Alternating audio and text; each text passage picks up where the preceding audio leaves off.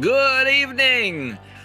We got a wild show tonight. We got all kinds of stuff lined up. Usually we have, we go over one podcast and we kind of extrapolate things from it. But tonight we're going over a bunch of stuff because a bunch of stuff has happened this week and we need to talk about it a little bit. Today we're going to talk a little bit about AI as we have been. It's becoming the AI channel, but it's important, I think, because this one pertains to your rights. Also, we're going to dig into UFOs, as we always do, UAPs. What do some of the Christians in the White House that have also been in the White House, what are they saying about this? Well, we're going to find that out. Lou Elizondo, they say that he's been mentored by a Satanist. All that coming right up.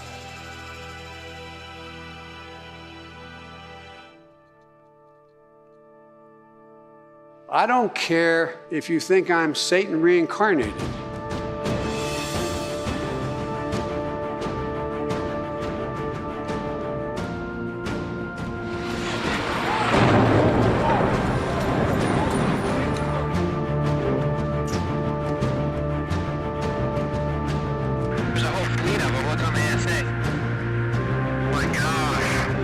Demon spirits will declare themselves to be inhabitants of 5 distant planets in the galaxies that are coming to warn the inhabitants of planet Earth of the impending destruction of the planet. It is now 90 seconds to midnight. I still think these are what people call angels. I'm dying to know what they've got to say.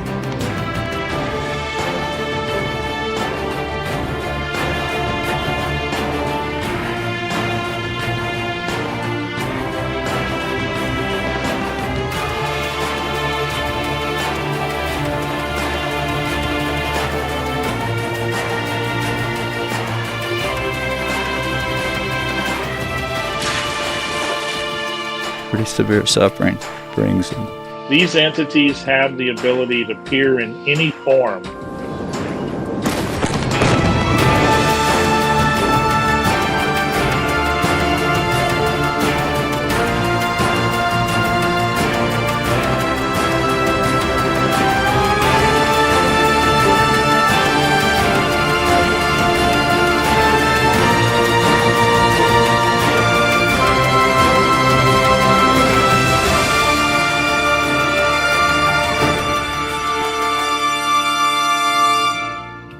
Strange Normal. My name is Bradley. We talk about the stranger things that happen in your normal life to give you a biblical understanding of what is going on. And there is a lot going on, so make sure you hit that subscribe button, hit that little bell icon so you're notified when things like this happen. Mikey, I'm bringing you straight in tonight.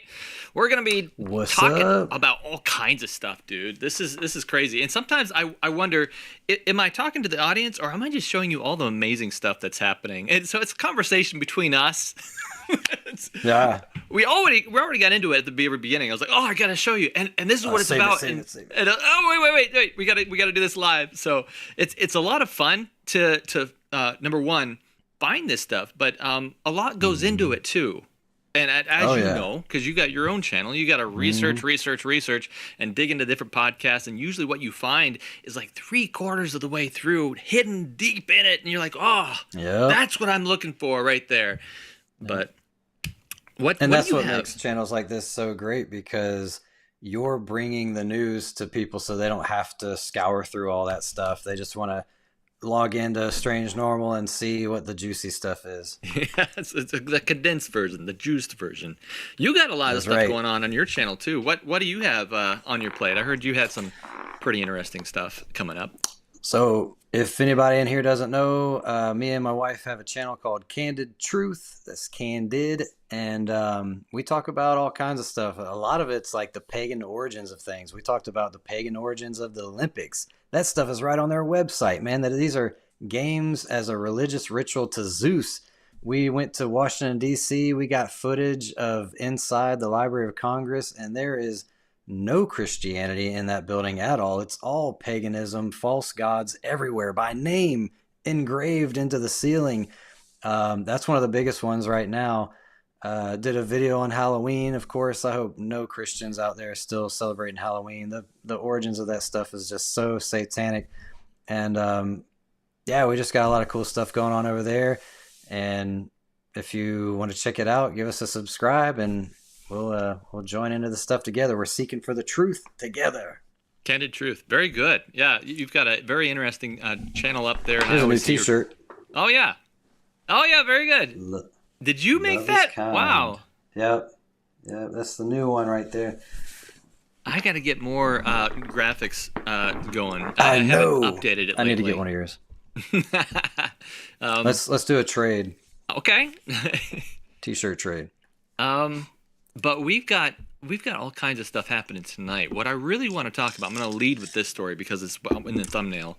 Neil deGrasse Tyson, who I'm sure you know, he's the famous scientist that is pushing all kinds of stuff. But one of the things that he said was the internet will be dead by 2026 due to AI. And at first I was like, oh, come on. I've heard of this. And dead internet theory. I've heard this before. I'd heard of the dead internet theory in verbiage, but I had not dug into it because I thought, oh, come on, internet's not going to die. I'm an IT guy. I know that. I know how this stuff works. But seriously, when he explained it in a couple sentences, I was like, wait a second. I know what's going on here. There's much bigger thing going on here. I'm going to explain that as we get into this. But as everyone knows, this is a Christian podcast talking about the stranger things that happen in your normal life, and we're going to give you a biblical understanding about all this stuff.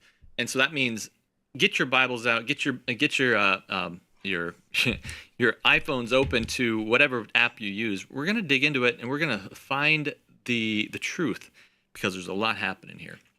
But let's first get into the clip, and then we'll get into our Bibles here in just a moment. First clip will be Neil. Here we go. Should have free speech. Not Bill. And I think the dislike of and that's John anguish Kerry. over social media is just growing. Just a second. I haven't seen that dude in so long. Well, he's on his last leg, it looks like. But I have the wrong clip in here. Let me pop this in and see if I can get the right one going here, because somehow that got out of order. So this doesn't happen often. But there he is. There's Neil. Now watch this. Right now, there is, who would have guessed this 20 years ago? Bring up his audio. audio. Right now, there's content on the internet that is true. Yeah. And content that is purposefully false. Right. All right. I have, I think, a good way to assess what is true and what is false. First, you check your bias at the door, look at sources, look at verification of sources, make sure the sources are not just repeated multiple times, so you have 10 different websites, but they're all quoting the same information, the source of information. So the fact that there's 10 websites doesn't make it 10 times as true. So you have to buffer against all of this. All right. Until now, there are people who believed the fake news as true. Until now, people still do. Hold on. Okay, until the near future. There are people who believe fake news as true. Right. Yes, the Democrats are eating babies in the basement of the pizza shop in Washington, D.C. When AI becomes so good at creating deep fakes, even the people who believe the fake news will no longer believe that the fake news is true. Right. Because the risk of this fake news being faked is so high that the entire internet will lose its integrity. Its and credibility. It will be buried under the weight of its own of its own falsities, of its own inability to check itself and to correct. Because there are people just putting fake information on there because AI can do it. AI can do it like this. At first it was a fake voice and a fake image, a fake video, and someone sampled 2 minutes of my voice and wrote it to say something. It sounded just like me. I'm going to pause it right there just for a second. We got half the clip left. But I believe what he's saying is absolutely true. I don't know about the date-wise, but I do believe we're seeing things happen so fast. I've already seen clips coming out that have imitated people. I've even seen clips of me talking, and someone changed my voice into a different language for a purpose, and so it wasn't fake. Yeah. But I was looking at this going, if this is possible, I'm glad I'm not someone well known because I'd be kind of terrified of what someone could do. And then you lose all credibility because nobody knows what's real. This is where everything changes over. And I see a satanic agenda because, usually I know, God, spiritual realm works through people. But the markings, the ear markings of this stuff is that there is no way to stop this. And it's not like you can go to a group that's over here, or the Vatican, or some underlying Masons or something like that, and go, hey, we'll just get rid of those people, or show them what the truth is, or witness to them or something, or change their mind somehow. This is something that if one person doesn't do it, it's gonna happen anyway. And so, what does that lead to? Yeah. So what does that lead to? Well, I don't know if he's going to get into it. So like you, I'd heard the dead internet theory, but I didn't really dig deep into it. What he's saying makes a lot of sense. The things that I see often on Facebook are some it's AI, Mid-Journey or something, some third world country kid, and he's standing there with this big sculpture made out of a bunch of Coca-Cola bottles, trash, and it looks like King Kong or something. And there's like 120,000 comments on it that all say, God bless you, amen, this is amazing. I'm like, okay, nobody's believing this, right? Like, this is clearly AI. And so people are like, look at all these boomers that believe this is true. And it's like, no, it's all AI. The account that was created was AI created. The image that it created was AI created. It shared it. All the commenters are AI. AI is creating accounts, creating content, sharing that content, and then liking it like crazy and commenting on it. Like, what does that do for us? Like, right. Who wants to be in a world where they're like, used to, we were like, wait a minute, don't do online dating because it could be a big fat guy on the other side of the computer. But now it could not even be human. Yeah. You could fall in love with an artificial intelligence robot. Right. And imagine there's only or half of those profiles are just AI. No one would go to online dating anymore because you just don't know who's real. Well, I guess you could say, hey, let's actually go meet up. But I think what's really interesting, and what I think this is leading to, and he's going to go into this in just a second, because I truly believe what he says about this is true. I don't believe everything this guy says, but I believe what he's saying is that this is going to switch the credibility machine back to individuals that have authority. And so what do we see happening here? Like from the very beginning, you had CNN, Fox, NBC, bringing you the credible, but and then all of a sudden, and then it went to podcasts because people are like, I don't trust the biased media. Let's go actually see someone that's actually got the right ideas about this stuff and that I can trust. And so the podcast idea was made. Now you got that podcast system that can write their own podcast and do their own voiceovers.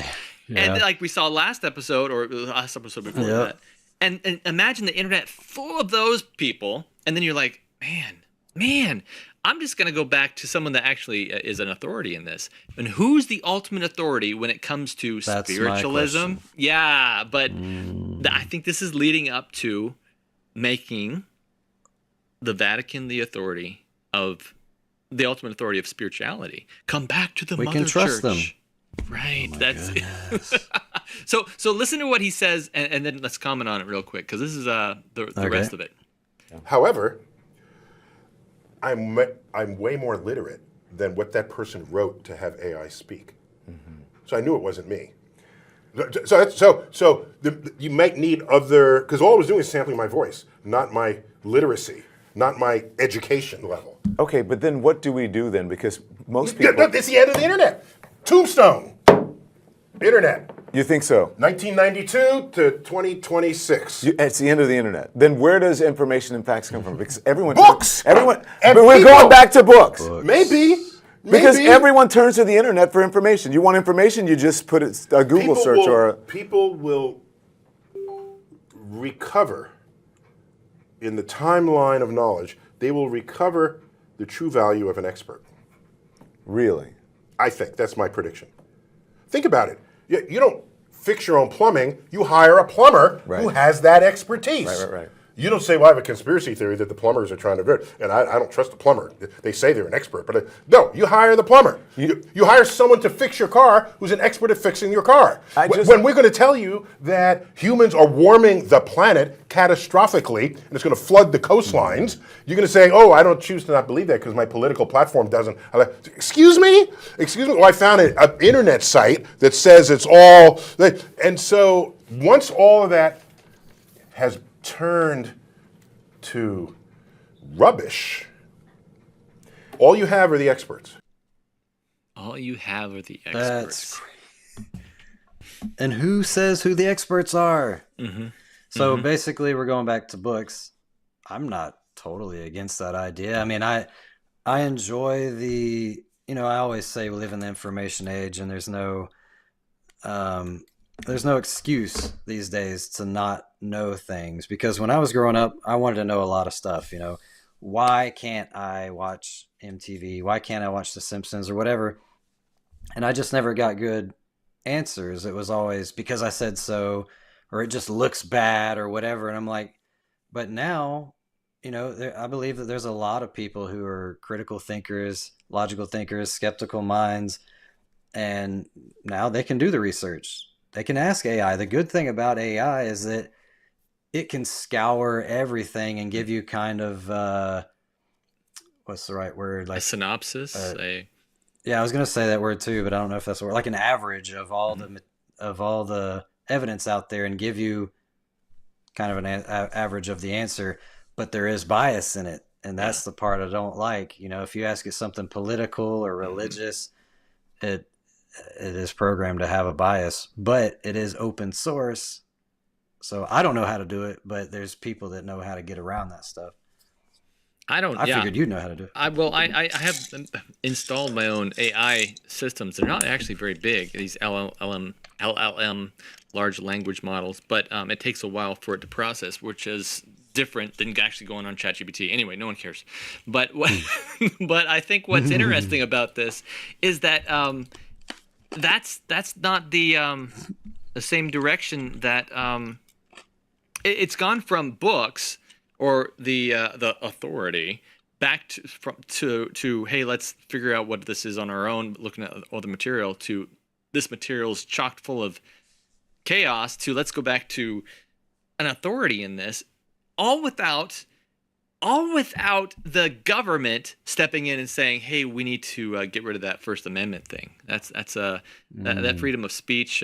We don't like that because it's making it very difficult for us to prove what is true. It's going to damage itself on its own, and maybe it's not. This is just throwing this out there. Maybe it's not people that are making these things. Maybe it's someone that wants to be the authority that's making all this chaos, and that's trying to ruin the internet. It's a theory, but back in like the 60s or 70s, I think it was when JFK was in office or something, there was a big rally, and they were walking with this big banner that said free speech. It was all about free speech. And when we were growing up, we were both born in 83. When we were growing up, it was all about pushing the envelope. How offensive can you be? The Simpsons, South Park, all this thing, Eminem and Kid Rock, and they're just always giving the bird and all that stuff. And then all of a sudden, now we're in a culture where it's like, wait, you're offending me. Don't misgender me. Your sticks and stones, we used to hear sticks and stones might break my bones, but words will never hurt me. Now they're saying your words hurt me, and you can be arrested for calling a man a man. These are rumors anyway. I don't know if it's arrested or fined or whatever, but we're getting to that point where just not too long ago in our lifetime as teenagers, it was like, no, Yeah. We don't care if you're offended. We're gonna say it, and we got freedom of speech, and I got free will, I got free speech or whatever. But I've seen these rallies at these like pride parades and stuff where they took that same banner, they reenacted that same free speech banner, and everybody was stomping on it and burning it and stuff. And I'm like, what? Who in their right mind would say, we don't want free speech? We want you to control us. We don't want to be able to be free thinking beings. And if we say the wrong thing, we want to be, persecuted for it. Yeah. Yeah. I was just talking. This is crazy, dude. I was just talking to my family just about this today. Well, I'm working on a house, and so they came over and helped me out a little bit. But one of the things I said was, things are crazy in this decade because previously, from elementary school to high school to we had things you'd go dress up for, or you would you were in a play, so you had to be in a play. I remember I was an Indian. That today would be absolutely bad, dressing Native up American, bro. I know. Can you imagine? And so I think it's really interesting where we're at, and I kind of push back against that because I'm kind of like, come on, but no. So we are so concerned about offending people today that it's absolutely insane. I'm sorry. Well, the logic shoots theirself in the foot, though. Like, okay, Redskins. We grew up with that ball team. They're no longer called the Redskins. I don't know what they're called anymore. The Braves? You talking about the Braves? No, they were called the Redskins. Okay. I don't know. It recently changed. Not when we grew up. But then there was like the Land of Lake Butter or whatever with the Native American woman on there. Bottle. That's woman. Right. Yeah. They got rid of that. Aunt Jemima got rid of that. The maple syrup. They got rid of, and it's like, wait a minute, where's the logic here? Because I thought the push was for representation. Mm-hmm. Now we're taking all the brands, Uncle Ben and stuff, that have minorities as a face of the company, and we say, no, take it off. That's offensive. That's racist. And if you look into the history of Aunt Jemima, like, she created this whole company, and it was like a big deal because she was, back then a minority was not known for that kind of stuff, and she broke history, and now they remove her from it. Right. It is so illogical. It doesn't even make sense. Even when on Little Light Studios, we did a video on anime, and one of the characters was a taco delivery guy. We needed somebody to kind of be like an outsider that entered into the picture. And so a taco delivery man who was Alex, who's literally Mexican, he voiced it. He loved it. The taco guy shows up to the house, knock, knock, knock. He's wearing a sombrero and an outfit that looks like a taco because he's a taco delivery guy.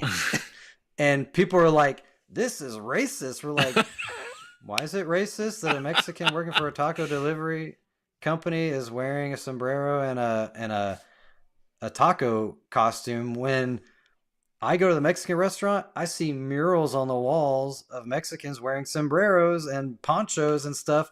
There's nothing racist about culture. Right. I mean, you dress culturally, you're going to wear a sombrero and a poncho and stuff. Dude, I don't know. It's just, I have to say that just because it's so illogical, it's so dumb. And it goes even farther than that. I realize we're probably completely off on a rabbit trail of this, but this is really interesting to me because it goes far. We're concerned about hurting someone's feelings, which I admire, and I don't think we should be mean to anybody. Right. But at the same time, I think also we need to think about the grand scheme of things, because also what this is hurting is this ministry right here, and this is why. Yep. Let me bring this right back to home for those who are scratching their head, going, "Where are we going with this?" This is important because I won't say any names, and Mike, you don't either, because I think you were in the room when this happened. No, you weren't. Oh, okay. No, you were I think you were somewhere else. But we went to I was with a group, I'll say that, and we went to talk about this specific topic. And they were told, you can talk about everything else, but you can't talk about UAP because we can't have that on our show.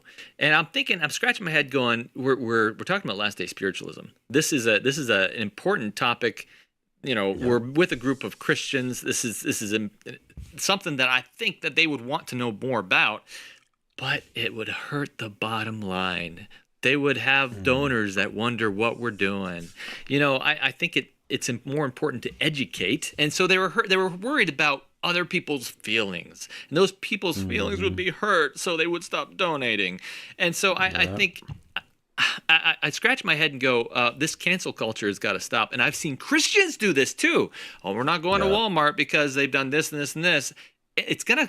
And I think that there has been organizations that have done terrible things. However, it's creeping into Christianity so much that it's going to become cancel culture on the saints. And that's what my concern is. That's where I'm going to draw the line, because if it comes so much that we're going to stop people buying and selling and living their life only because we don't agree with them, we don't want to hurt someone's feelings. That's Revelation 13. Yeah. I mean, if you say that Jesus is the only way, the truth, and the life, then you're discounting all these people that have their own belief. I mean, how bigotry of you to think that you have the right God when all these people around the world have different gods. And that's when the Pope comes in and they have these commercials like we all, Buddha and Muhammad, and we all serve the same God, love. That's how Satan speaks. 99% truth is not truth. God is love. God is accepting of all cultures and all nations and peoples and tongues. But there is only one way, and you will not get to the Father except by him. And to leave that part out is salvific. This is vital. Like, this is what the mark of the beast is all about. Compromise. Look, it says in the last days, it's going to be, when they say peace and safety, it's going to look like, man, love, coexist. We're all finally getting along. But this remnant of people, they think that you have to keep this certain day and don't bow down to images, and you have to, and Jesus is the only way. Yeah, preach. That's exactly what's coming down the pipe. It's going to be Christian cancel culture, because we've learned from the secular that this is how life works. It's not how life works. That's not how we do it. But speaking of politics, I want to jump into John Kerry and what he thinks about this whole thing, because I think it's rather interesting. Watch what John Kerry says. He was let me see if I can remember what John Kerry is. He's the former U.S. Secretary of State, and he's convinced that he wants to do something about social media. Watch this. Wow. And I think the dislike of and anguish over social media is just growing and growing and growing. And it's part of our problem, particularly in democracies, in terms of building consensus around any issue. It's really hard to govern today. You can't, there's no, the referees we used to have to determine what's a fact and what isn't a fact have kind of, been eviscerated to a certain degree. What? And people go police, and then people self-select where they go for their news or for their information. And then you just get into a vicious cycle.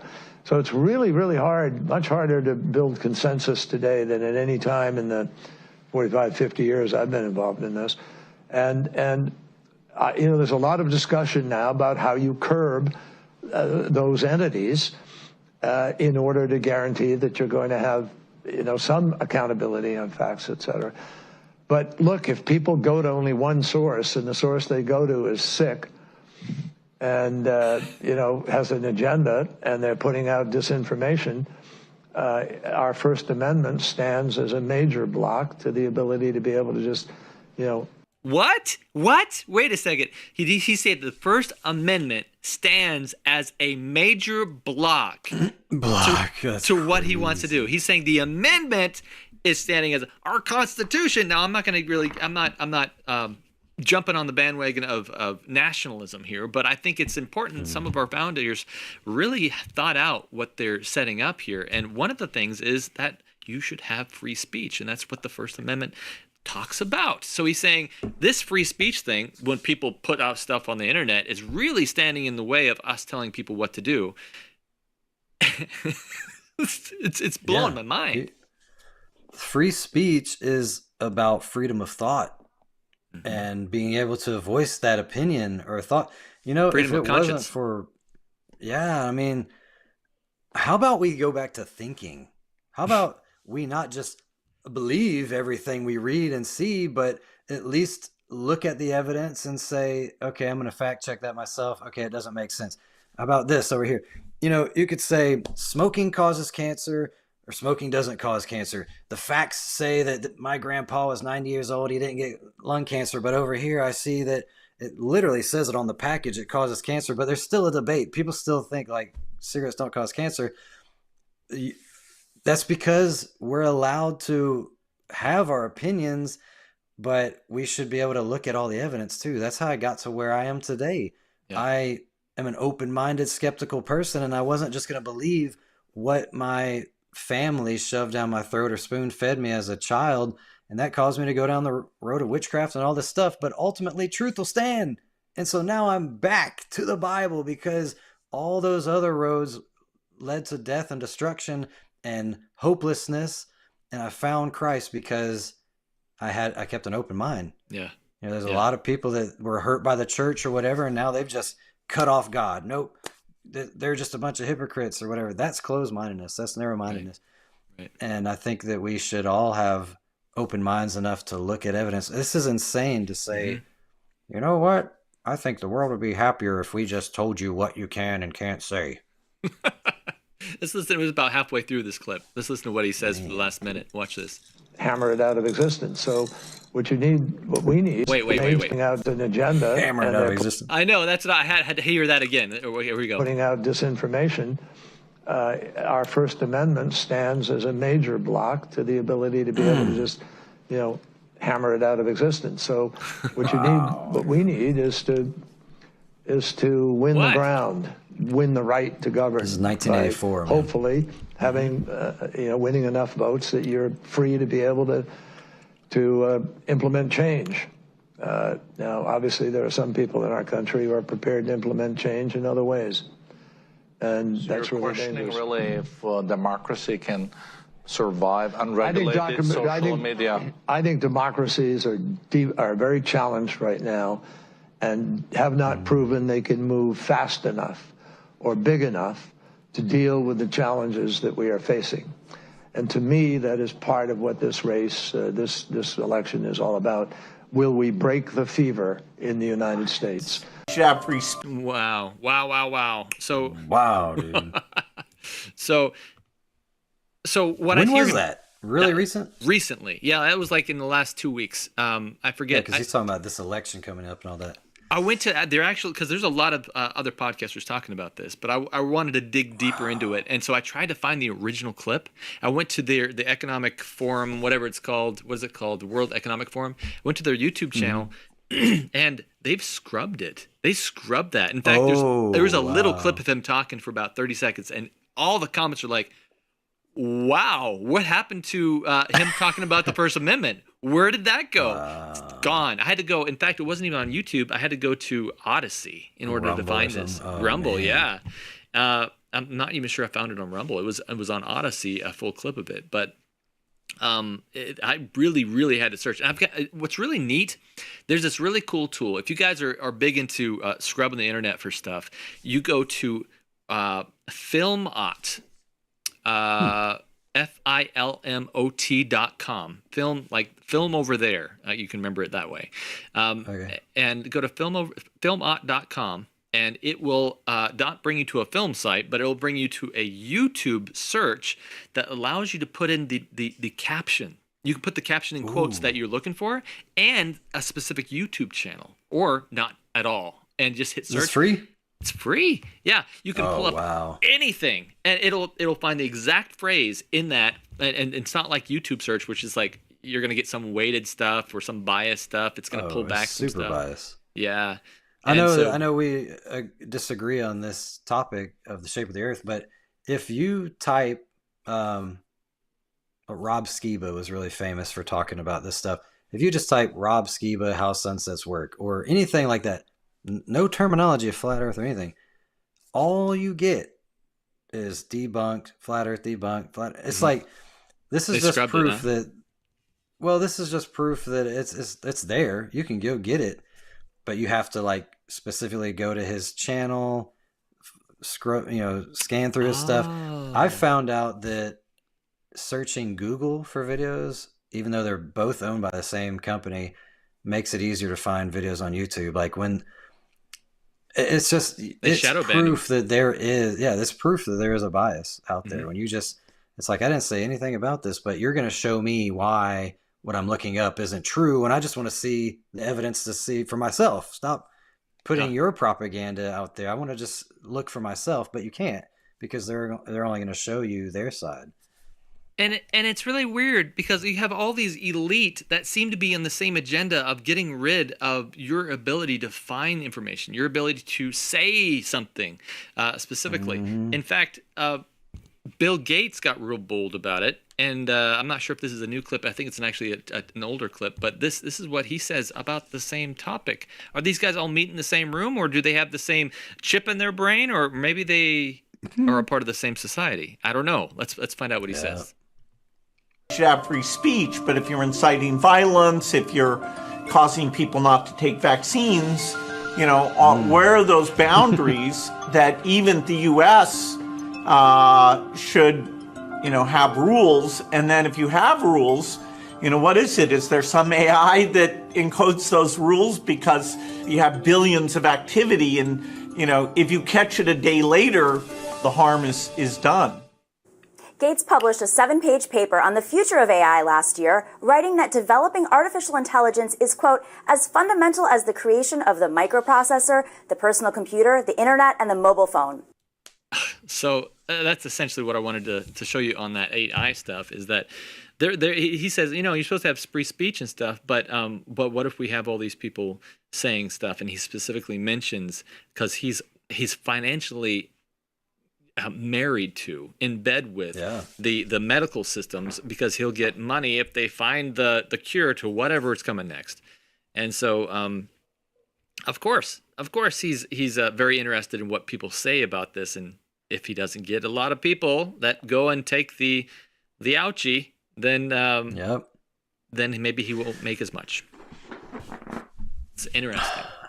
Where do you draw the line? It's like, what if Hollywood puts out a piece of art and I want to make a video that says how much I hate this piece of art because it blasphemes my God? Nope, hate speech. He doesn't like the art. That he's going to hurt Hollywood's feelings. Actually, he might cause them to lose money because he's got a platform. Shut him down. Where do you draw the line? Well, here's another line. I debated saying anything about this, but you're exactly right. We have should I even say this? I'm going to say it, guys. We have in the church, there was someone in the comments says, what do you think about a team named the Whites? Now, I'm not going to answer that, but I think that we already have teams in the U.S. named the other way. And so, and specifically, we have a whole conferences, I'm going to say, church systems that are devoted to a certain ethnicity, whole schools devoted that everyone knows that you go here if you are a certain ethnicity. And I think that's really interesting. So I'm not racist. I married a different culture, and everyone knows that. So it's I can talk about this. Don't get offended. But I think it's interesting that even though we don't specifically say it, and everyone on the top would say, no, that has nothing to do with, anybody can come here. Yeah. But what I've seen we have at Southern, when I went to SAU, we had a group, and I was a part of it because my roommate was. It was a different culture, and the different cultures group. If you ever did that for the majority, it would be racist. And so, I think. You can't even say straight pride either. No. So it's really, really, really we don't want to step on toes, but at the same time, we're creating a cancel culture that is really going to affect and is really seeding the mind for a Revelation 13 event. And that's my main concern. Debate me in the comments. Go for it. What's that sign, that meme where the guy says, "Oh yeah," sign? Wait, are you talking about the sitting at the table? It's like, yeah. Change my mind. Change my mind. When I was a teenager, I used to watch MTV and all that stuff, and there still is a channel called BET, Black Entertainment Television. And I said, what if we had white entertainment television? Oh, you know? Oh no. It's like you're not allowed to even go there. Mm-mm. And now you can say gay pride, I'm proud, and all this stuff. But if you say, well, straight pride, they're like, oh, you like offended me. No, it's such an ironic thing anyway. Like, who goes around saying, I'm proud of my sexuality. I love women. I'm a heterosexual white masculine male and proud of it, you know, but they do it the other way. Right. And we're not grouping all these different groups, these categories, I guess you can say, are not the same. That's not what we're saying at all. And don't draw us to be not understanding what culture's really trying to pull here. And also, ultimately, we're all on the same, hopefully on the same goal, is to try to be peaceful with everyone, make everyone happy, and be nice to people. But I think the overarching picture is that not everyone is looking at this through a biblical lens and saying cancel culture is not good. That's kind of where I want to draw the line. But well, they don't. It's not a fair thing when they say all we want is love, tolerance, and acceptance. But we want you to tear down your crosses, and you can't have a nativity scene and all that. You know what I'm saying? So they get all offended about separation of church and state and all that kind of stuff. And it's like, well, I thought your whole motto was love and tolerance and acceptance, but you seem to tolerate everything except Christianity. What's up with that? Boy, this, I think we could talk about this for hours, but I wanted to jump into one thing real quick. Cliff Sims came out with a new book. And he talks a little bit about being in the White House with Donald Trump, because he was the main marketer for when Donald Trump got elected as president last time when he was in the office. And because I don't know what's gonna happen for this next presidential election coming up in a few weeks. Is that a few weeks already? Dude. and so I think it's interesting. Cliff Sims is his name, and let's give him a little bit of an intro before we play his clip about what he learned about the ufology while in the White House. Listen to this. Cliff Sims. You served as Deputy Director of National Intelligence for Strategy and Communications, helping to oversee the 18 agencies of the U.S. intelligence community.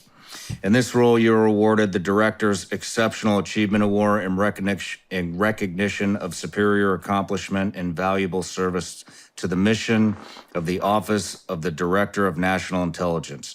You were previously Special Assistant to the President and Director of the White House Message Strategy under President Trump.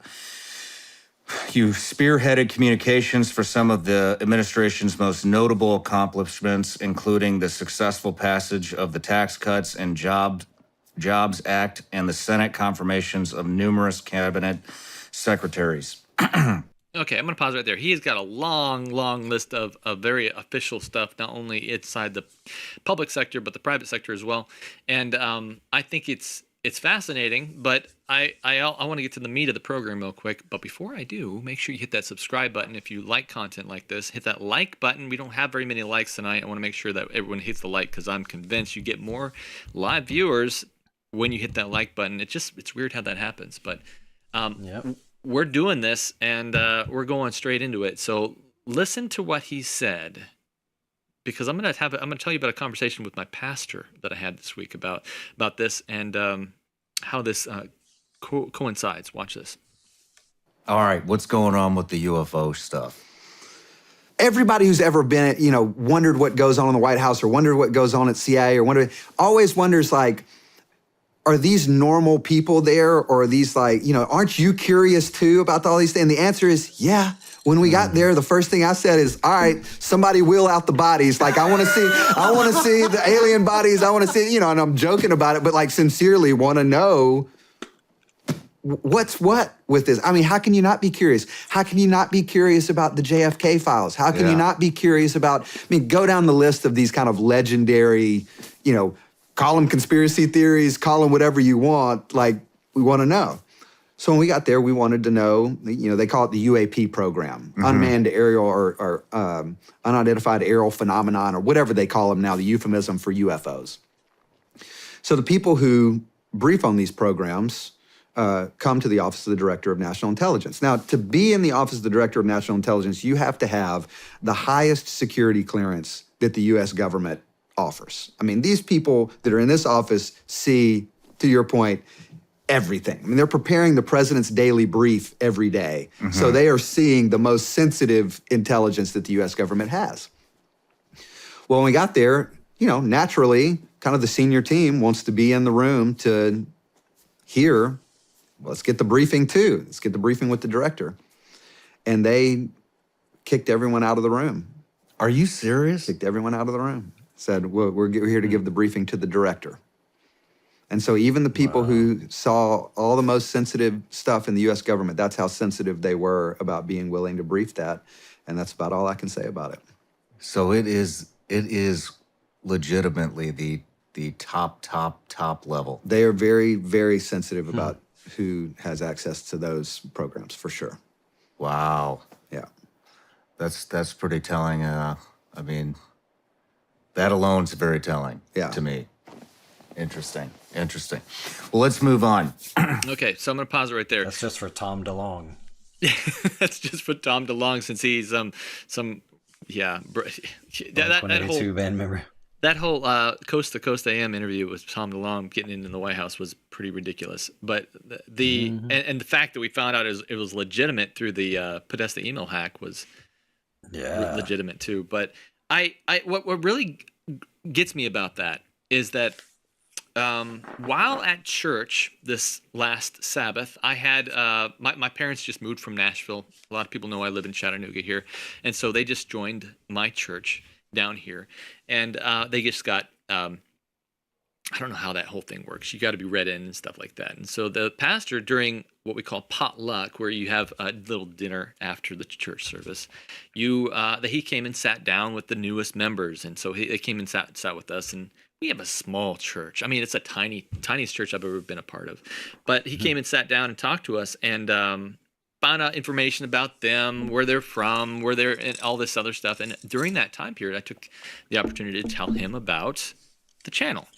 And I introduced it as, I run a channel called Last Day Spiritualism, and we talk about not only the Last Day Spiritualism, but about what is currently happening with it. And so this is how I introduced it. I said, there's 200 court cases in the military right now about people that have had head injuries while going up to these giant orbs that have appeared on their aircraft carriers or whatnot. They have died because of head injuries, and that's at Harvard military.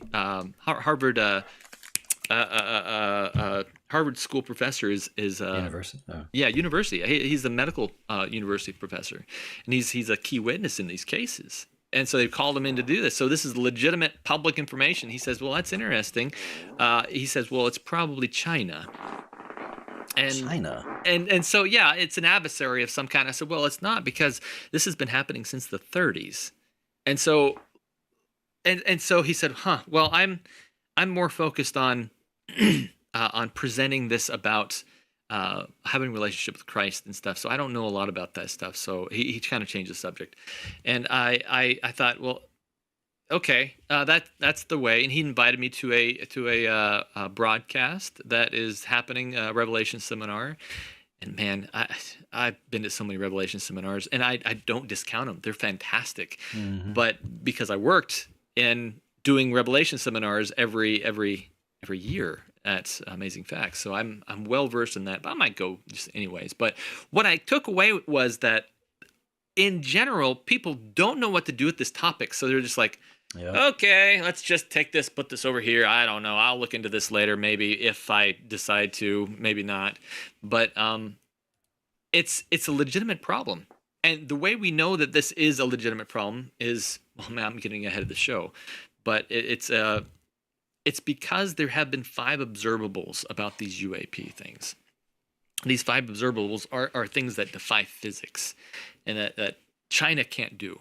And if it's been happening since the 30s, they didn't have this technology back in the 30s to do this. We would have figured that out by now in the last almost 100 years. So, and the people, the ones who speak for the military are saying it's not China or Russia, and it's not of this world. And we've actually been in communication with these beings since the 30s. These non-human intelligences. They call them NHI. What do you do with that? Yeah.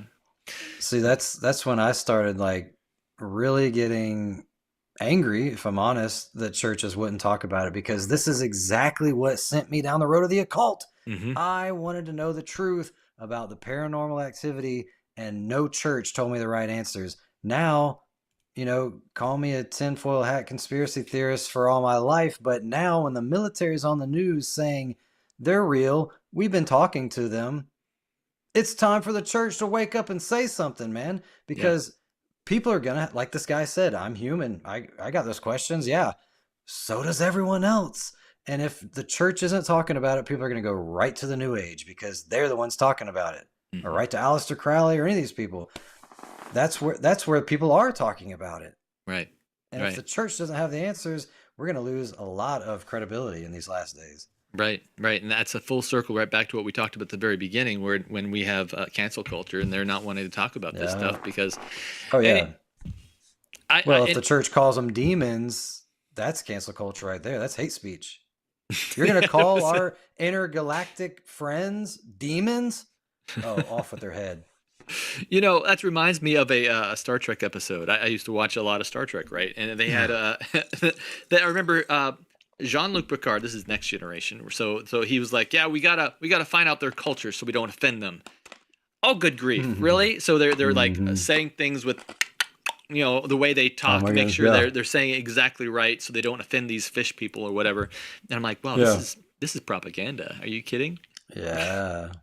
But yeah, you want to be respectful of cultures. Yeah, I get that. But it comes a point where you're like, they have to have a brain. They have to know that you're not trying to offend them. But it is what it is.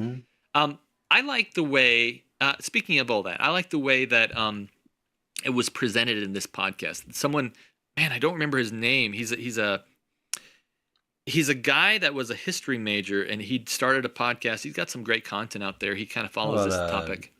What is Peterson? No. Peterson? This is a less known, younger guy. Anyway, you'll see him in this one. He did a fantastic collage of Lou Elizondo explaining that this is not craziness. This is something legit. Watch what he says here. Look, here's the bottom line, guys. It's very simple. Either A, the reality is that UAP are here, or B, this is some form of mass hysteria. And if it is mass hysteria, that means you have admirals, generals, trained pilots with top secret clearances, weapons officers, Air Force nuclear technicians, literally with their fingers on the nuclear button. Yep. Right? That are all bad. Yeah. Luis Elizondo. Lou Elizondo. Lou Elizondo. Lou Elizondo. Lou Elizondo. Luis. How are you? What is going on? Is aliens? We call them UAPs. Non-human. NHI. Tic Tac. Black cube. Jellyfish. Glowing red. Triangular craft. Better than our airplane. That's nuts. You can't stop a United pilot from posting a TikTok. The white lettering under interference syndrome injuries. What's going on there? I have to be careful answering that question. Okay, no worries. Are we ready to tell the American people the truth about UFOs? You know, when we look at this issue here, this has been going on for decades. This has been going on since the late 1940s. Now, when I say that, people go, wait a minute. You talking about Roswell? Was Roswell real? Was Roswell real? It was, absolutely. Okay, so what was at Roswell? There was a crash. It was of a vehicle that had broken into 2 pieces, and it was recovered by the United States government, taken to a secure military installation, and then from there it went out to certain locations. What separates... Okay, so I'm going to pause it right there because we're going to get into what he actually says about this stuff and the 5 observables, because that's already a very heavy topic. Because that clip was amazing. It was very well done, huh? I thought I got to at least show this. The guy did some really heavy work putting collaging all this all together, because he's right. If something really is going on here, and you have people like Jacques Vallée, who took a very, I think the word is pragmatic, approach to this and said, okay, what are the facts only? I don't want to really dig into the biases. What's really happening here? He's not even a Christian, but he came to the conclusion that this is more spiritual than it is physical. That they were deceivers. Yeah. And so he's going in here and he's saying, hey, this is something major. And the way we know this, and I mentioned the 5 observables. These are the 5 observables real quick, and then we'll talk about it real quick. What separates these from anything else that we have in our current inventory is quite simple. There's 5 observables that associate, when you look at something as a UAP, unidentified aerial phenomena, as being truly unique.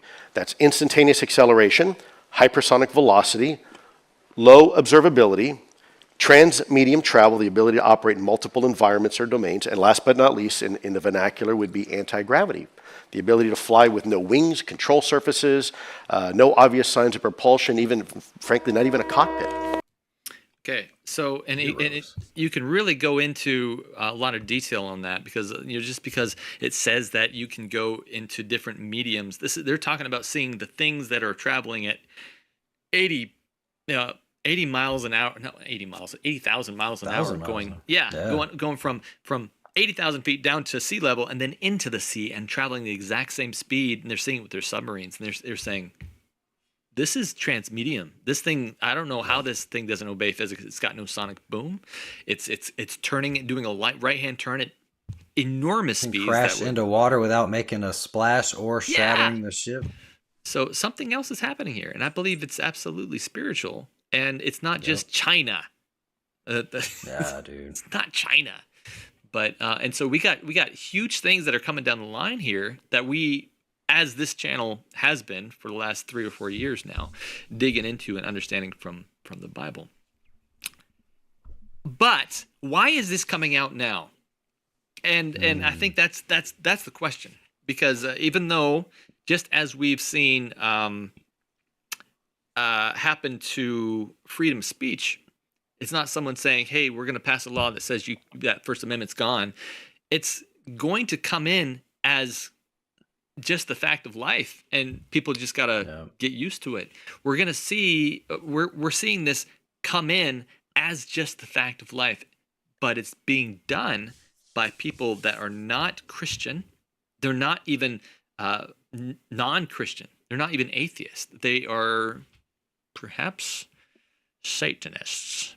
And so one of just recently, one of the ufologists that really follow this stuff, his name is Dr. Stephen Greer. I don't give him a lot of credit because I think he is a little bit of a snake, but he did say something that's really weird that I have to follow up on because it is spiritualism. Before I get into that, did you have any thoughts? Sorry, I'm just cruising through this. No, but that dude is like, I used to look into his stuff a lot back when I was like a Christian who believed in aliens, because he was all about the Disclosure Project, and I was like, yeah, I want to know the truth. That was interesting. But now he's like, oh yeah, you just meditate and you can talk to these beings and stuff. It's like, that proves that they're not little green men from another planet.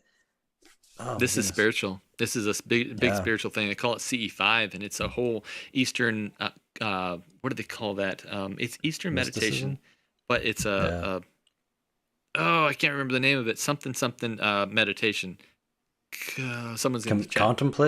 Contemplative meditation, but it's man, I can't remember the name. It's some word I don't ever use, but someone's gonna remember in the chat here. Transcendental meditation. That's it. You got it. Yeah. Transcendental meditation. And so that's what it is. That's what CE5 is. But this is what Stephen Greer said. He said that that Lou Elizondo's mentors are not good people. Watch this. Really weird part of them. Always like telling this story. This is illustrative. 1994, I'm meeting with the Crown Prince of Liechtenstein, Prince Hans-Adam von Liechtenstein. And when we first connected, he was at his palace castle, and I was at home. And he said, "We can't talk about this. Let's meet privately." So we eventually met in New York City at the Pier Four Seasons there on Fifth Avenue near Central Park, and met for hours. And he eventually told me that the reason he was funding all the abduction groups and mutilation groups, because he was the one putting all the money behind Bud Hopkins and David Jacobs and Mack and all these people. And most of those guys didn't know that the abductions they were studying were being done by CIA and other operatives using these technologies they reverse engineered, made to look like aliens. It's all a stagecraft. It's all ridiculously fake. But the gullible public believes it, right? But he said, the reason I'm doing that is that we have to have an interplanetary war and Armageddon so Christ will return. What? And now I'm quoting. And I went, excuse me? And it turned out he was the major funder for a far extreme group at the Vatican known as Opus Dei, and was very devoted to this idea that Christ will only return when enough of the world is destroyed, enough of the population is destroyed, that it forces the return of Christ. So I'm there just listening politely going, WTF, right? What? And then I realized that there's a component of this group that are like that. And then there's another component, and this is the chief mentor for Luis Elizondo, that honestly are Satanists who love destruction, love torture, love to see war, like to see suffering. They're weird people, and I know them. I know who they are. So you have, kind of like two sides of this bizarre, I would call it psychopathic. I mean, medically speaking, the guys are sociopaths and psychopaths, but high functioning. They're smart. Yeah. Like Adolf Hitler and his henchmen. Okay, I'm gonna pause it right there, just for a second, because dude, great clip. Whoa. Wow, I mean, what a thing to say, and I think it's worth digging into to figure out. Okay, who was Lou Elizondo? Who is the guy that we just watched the collage about? Right, he's the guy that came out of the Pentagon. He's the guy that was Starfall was kind of talking about for half the whole movie. This guy was indoctrinated into this stuff, and he says his mentor was a Satanist. What does that mean? and so anybody that's read Lou's book, just recently, it was called Imminent. I know he mentioned somewhere in there, I haven't been able to find it, but he mentioned somewhere in there that there is a mentor of his, and I think I know who it is. We're going to dig into that real quick, but wow, that's really interesting. It's worth digging further into, because that would make this whole thing make a little more sense. What do you think about that? What's super interesting about what he said was there's two sides. There's the religious Christian zealots, extremist, and there's the Satanist. And then there's him who channels these beings through meditation. All of it's spiritual. There wasn't one point that he made that these are visitors from another world. Yeah. He even said they're fake. This is all... Yeah, exactly. And I believe that. I do. I've heard a lot of testimonies and stuff of people that have been abducted, and oftentimes they say when I boarded the ship, there was like government officials that were, sunglasses, like Men in Black, like sunglasses, suits and stuff. So you see dead loved ones, you see alien grays, which are just demonic, and then the government. And I do believe a lot of those experiences are hallucinogenic type deceptions, but I think sometimes they're real. I mean, the cows are literally getting mutilated. That's not a hallucination. So sometimes there really is a technology where they're abducting people just to make this seem even more realistic. People that come back with like implants and stuff, and they medically like remove them and stuff like that. But yeah, it just shows that it shows that the Bible's true. For any skeptics out there, man, this is the time to like believe the Bible with all your heart, because demons and the government are working together just like the Bible literally talks about. And I mean, what other option is there to believe except that the military has been working with beings from another planet, and they're trying to do something good under secrecy and deception. I mean, come on. Right, right. Absolutely. And there's going to be deception. I mean, where the Bible talks about that. It says in 2 Thessalonians 2, 9 through 11, it says, the coming of the lawless one is in accordance with the working of Satan, with all power, signs, and lying wonders, and with all unrighteous deception among those who perish, because they did not receive the love of the truth. The love of the truth is that Christ is God, and that you don't have to believe all this evolution stuff, that they might be saved.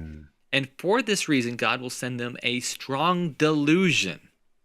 This is the strong delusion that's coming, that they should believe a lie, that they all might be condemned who did not believe the truth, but had a pleasure in unrighteousness.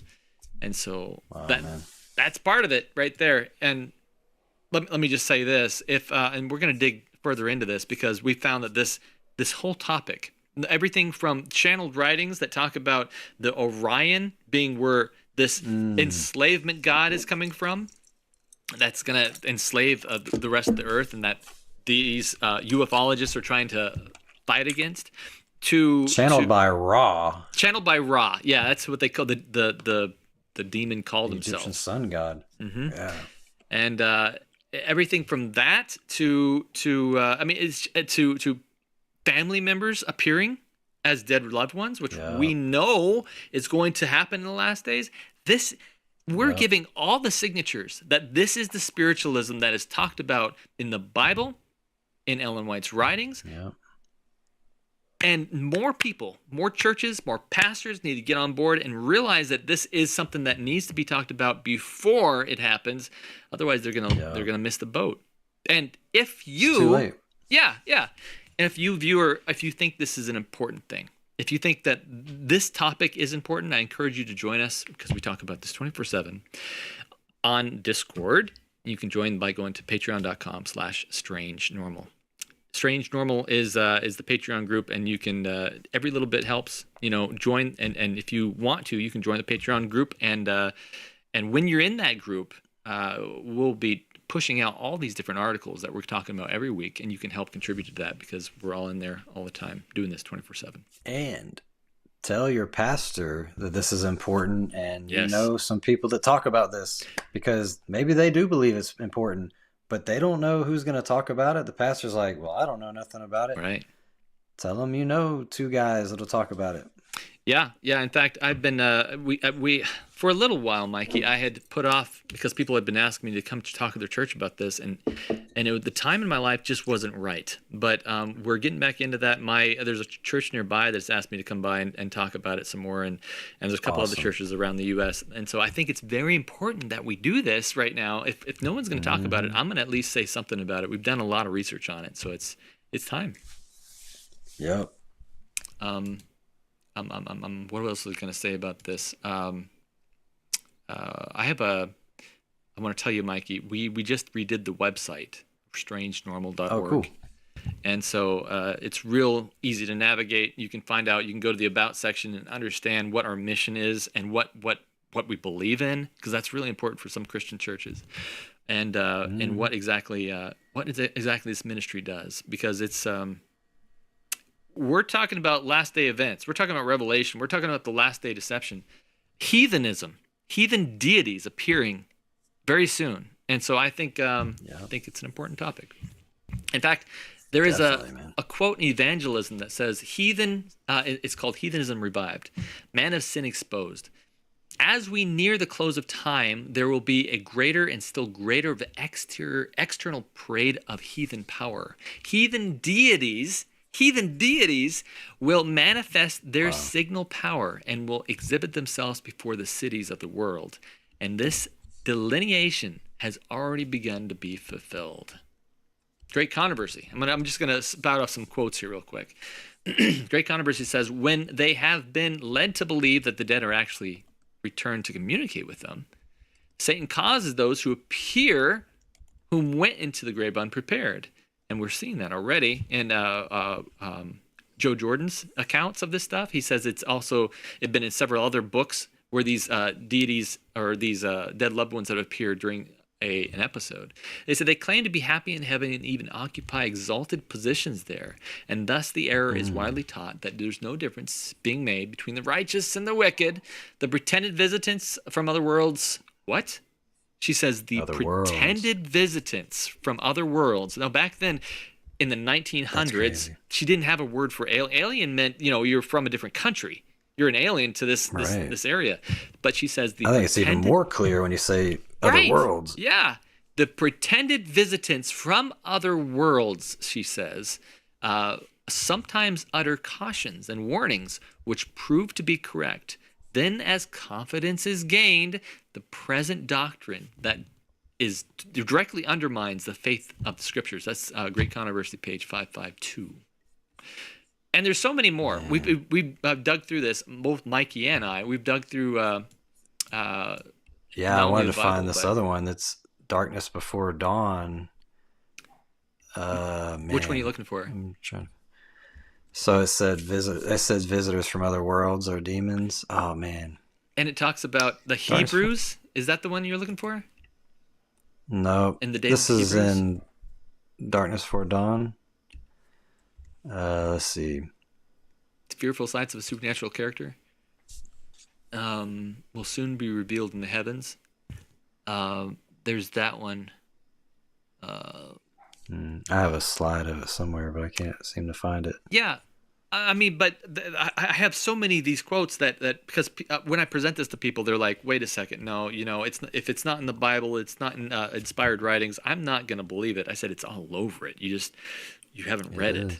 And she even goes on. What's really fascinating to me is that she goes on and says that in the Hebrews times, this is how they deceived the basically the what are they called, the non-Christians in the heathen times. Not that there were Christians in the heathen times. There was the people that didn't believe in God, whatever they're called, pagans. Like the There's the worldly word. people? Yeah. Pagans. There you go. And she says this is how it was deceived in those times.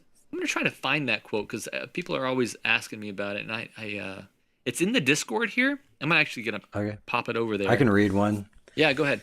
In Darkness Before Dawn, page 32, it says, "But the quote-unquote familiar spirits, as these visitants from other worlds were called, are declared by the Bible to be the spirits of devils."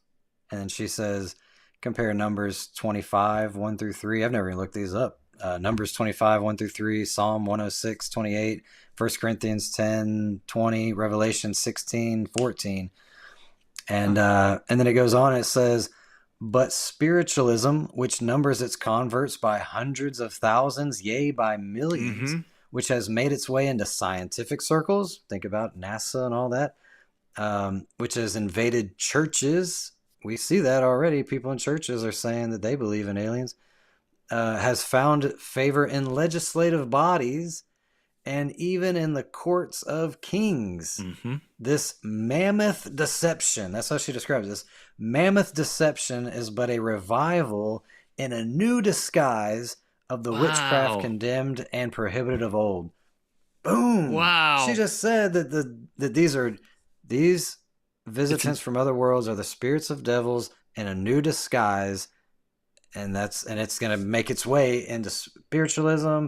Well, it said spiritualism is just going to be like off the charts because it's going to be in scientific circles like History Channel, all that stuff, churches, legislative bodies, and courts of kings. And we see literally them having these court meetings about this stuff. Yeah, and let me combine that. She says this is a repackaged what'd she say again? Is a repackaged version in a new disguise. In a new disguise. So it's the same lie in a new disguise. Well, where can we find the Bible that aliens came? I mean, come on. Where can we find? Well, let me show you that this is an interesting quote that she talks about here. It's in the Bible, and she's going to show that. But what's interesting is this quote right here. It says, "This is Darkness for the Dawn," which is also great end of Great Controversy. Furthermore, I think that you just said this, but I want to reiterate it. God has expressly forbid all pretended communication with departed spirits. Sometimes we just stop right there as Christians. Oh, well, you don't talk to, that's necromancy, of course. But this is what really gets into the meat of it here. This is where she says this happens long ago. And this is where she says people, experienced this type of demonic activity back in the Hebrews times. This is how they were deceived. In the days of the Hebrews, there was a class of people who claimed, as the spiritists of today, to hold communion with the dead. But the familiar spirits, as these visitants from other worlds were called. Wow, yep. Are declared by the Bible to be spirits of devils. So what she's saying, these visitants from other worlds that happened in the days of the Hebrews, in other words, the days of the Hebrews, the pagans experienced visitants from other worlds, and they said, hey, we're from other worlds, by the way. That was the Anunnaki and all that. Right. Yeah, and that's what all it's written all over the Egyptian Hebrew and all this other stuff. We have the answers on this channel. All the other UFO channels are asking questions like, what is this stuff? Why do we see stuff in Egyptian? It's all right here. It's all given to us. It's a deception. When she said heathen deities will manifest and pray themselves over the cities of the world, what did the heathens worship? Beings from the stars. Right. It was always Ra and Sirius, or Cyrus, and all this stuff. They were beings from the stars, and that's what the Anunnaki were all about. And return, they're literally reappearing. We're gonna see a return of heathen deities. That's what we're gonna see. This spiritualism that comes back is return of gods to be worshipped. And they're going to appear as your dead relatives that say, oh, we're up in heaven. Don't worry about us. In fact, there's no difference between the dead and the alive. Don't worry about that at all. That's what's coming down the line. And the aliens are our friends. So I think we went kind of off kilter there. I want to kind of swing it back to what in the world were we talking about? We're talking about Stephen Greer and really Lou curious Elizondo. I'm really curious about this guy's name in the book. Which one? Oh, yeah. Lou's book. So I dug into that a little bit. So I was like, who in the world? I used that website called Filmot to look up who is Lou Elizondo. I typed in Lou Elizondo and Mentor in there and put Lou Elizondo in quotes, so it grabbed his whole name or just Elizondo, I forget. But it pulled up an interesting clip. I'm not sure if this is the answer because you can have many different mentors, but this is the clip it pulled up that says it's his mentor. And listen what his mentor says about religion. Listen to this. Not that I'm trying to uncover anything, to tell you the truth, because Elizondo meets with the man who helped start it all, the lawmaker behind the Pentagon's Advanced Aerospace Threat Identification Program, former Senate Majority Leader Harry Reid, to strategize how to get congressional attention. This, for me, is probably one of the most important interviews that I've had, frankly, to date. If it wasn't for Senator Harry Reid, there never would have been an ATIP. There never would have been the truth. The former Nevada senator has been battling cancer, and Elizondo is eager to sit down again with his friend and mentor. It's good that we're looking at it, and I hope we do look at it more, and I wish government would get more involved rather than less involved. Why do you suppose there are people in our government that are afraid of just talking about it? They're afraid because they don't want to sound like a fringe person. I've had people come to me, you can't do that because it's not in keeping with my religion. I don't accept that. What's your advice to the American people? Don't be afraid to ask questions. Put members of Congress on the spot. There have not been 10 people have seen these things, not 20, but thousands and thousands are documented. Shut down. We have ships, see things out in the water. Communications stop. So this isn't anything we can just pretend doesn't exist. UFOs exist. I know you don't like to speculate, but have you had any theories, personal theories, what these things could be? I have always believed there's other beings out there. We're not talking about devils and goblins. We're talking about science. I have absolute confidence that the thousands of people who have reported them is too forceful to ignore.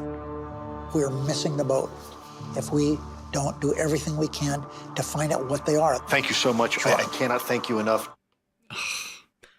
He said they're not devils and goblins, meaning they're not fairy tale. He doesn't believe in, well, he's saying he doesn't believe in devils and goblins. But I think he's pushing his own agenda. Right. I also think it's interesting that he's like, look, people aren't talking about this because they say it goes against their religion.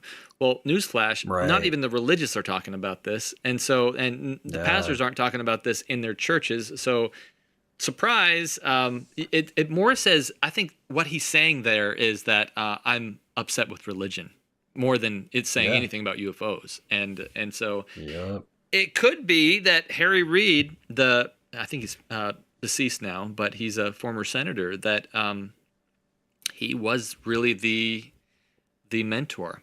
It could be, but I think also his book talks about Hal Puthoff being a mentor of his. I'm not exactly sure because I know that was also his boss.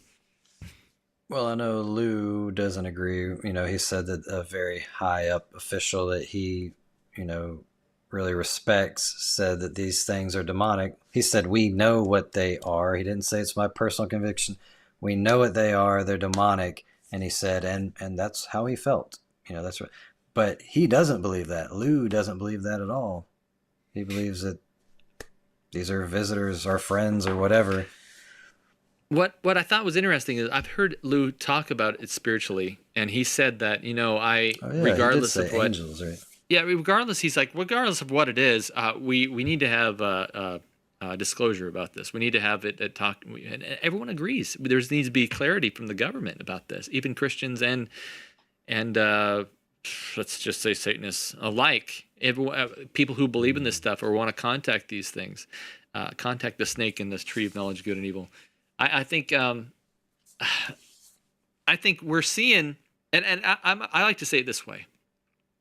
I don't like the idea, everyone knows this, you might not agree with me, Mikey, but I don't like the idea of saying someone is this, put them in a box. Someone is that, put them in the box.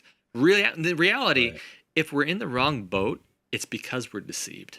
We're all deceived, and that's how we should look at it. This is one big category of either you're righteous and you are in the boat, you're going to be in heaven someday, or you are completely deceived, or you want to be. There's a very few people that want to be. And so and even those people that want to be, they only want to be because they are deceived. Nobody wants to die. Yeah. And so I look at with pity on these people, but oh yeah. Definitely. Most of the people that are choosing so strongly to fight against God is because they love the things of this world. Whether it's sex or drugs or alcohol or whatever it is, there's something about this world that they don't want to let go of. And so they choose to say, you know what? There is no God. Well, prove it. We can't prove there's no God. They just say that because it's like, well, if I believe in, I have to give up these things that I like.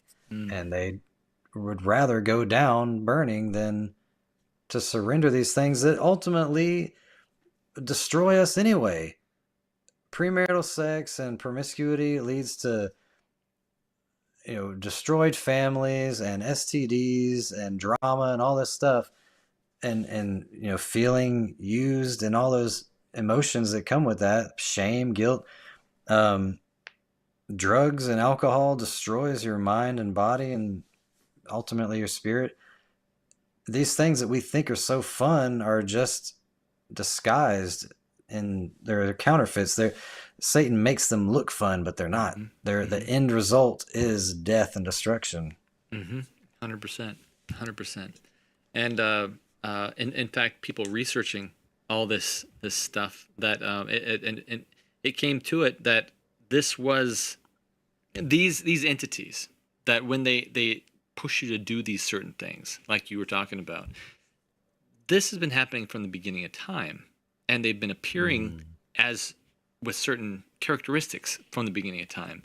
There's a religion professor. I forget where she's from, but her name is Diana Pasulka, and we've talked about her on this channel before. But she discovered that through researching these contact information, when spiritual realm contacts the physical realm. She says this has been happening for a long time, and in fact, it seems that the same characteristics are of ufology. So, watch this clip. This is interesting. Not that I'm trying to uncover anything, to tell you the truth, because I don't actually care. To tell you, I mean, honestly, I didn't go in with any kind of an agenda. Yeah. I just went in because I was curious, and I saw that my former research, basically, my former research was basically on aerial phenomena and Catholic history, but interpreted as angels and souls from purgatory. Yeah. So I've been doing the research. It was post 20th century. And so then I recognized that it was still happening, and I thought, very interesting. And so that's what got me interested in doing that. But I think this whole focus, I don't want to be conspiratorial, but yeah, this whole focus on nuts and bolts takes us away from what I found really to be the case. I don't want to forget this because we were talking about Tyler. You go to the Vatican Observatory with him. Yes. And he has a conversion experience. He kind of got overcome with, like, I wouldn't say emotion, but maybe it was emotion.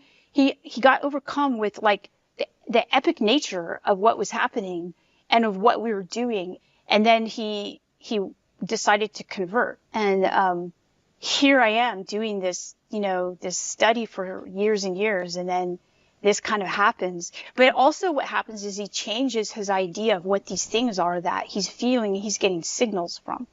All right. Wait. Let's give us a little bit of background before I continue with the clip. Yeah, I can't tell what direction she's going with this. Yeah, man. She's a little bit all over the place, but you got to listen to the clip a few times to really understand what she's saying. But essentially, what she's saying is, she met up with this guy named Tyler. Tyler is not his real name because she talks about him in her book, but Tyler is the NASA launch manager. He is the man.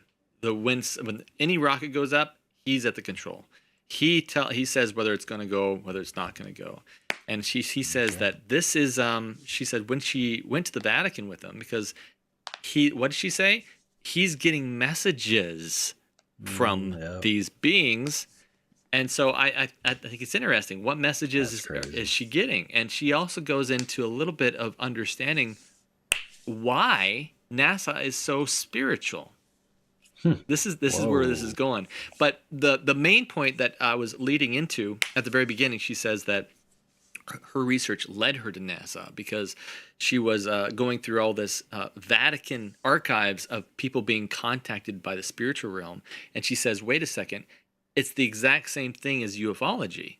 So maybe these two things connect. Duh! That's what we've been saying here the whole time. It also leads people to say that the Vatican knows more about this than any other religion. Come back to the Vatican, which is super dangerous too.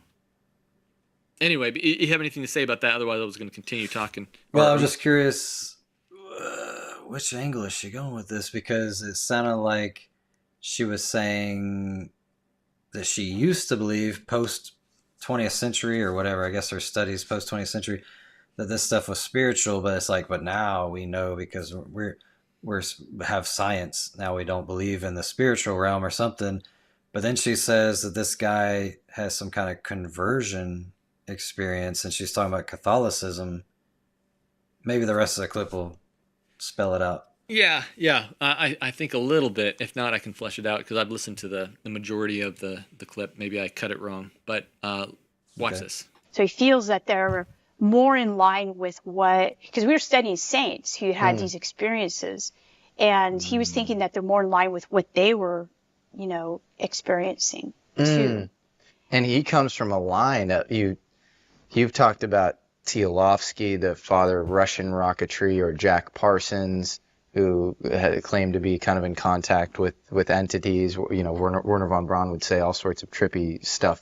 He's the father of German rocketry, and then went on to run the NASA Saturn project, which took us to the moon. And so is there something about the history of the American, or just space programs in general, that is more consciousness based than we somehow realize?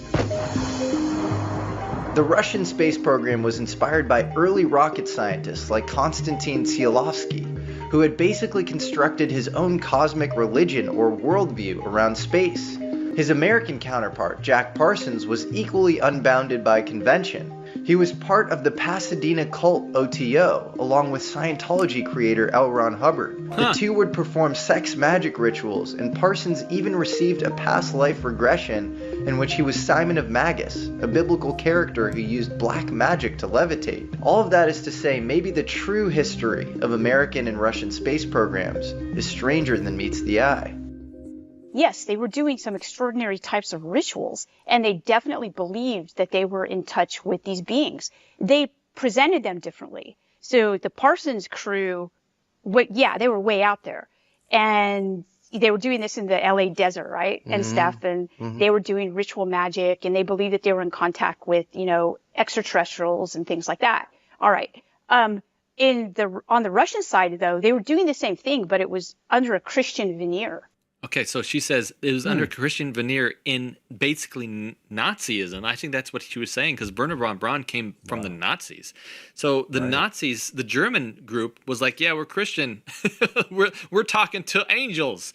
That's what she's essentially saying. Whereas the people in America were like, yeah, we're Satanists. We're talking to angels.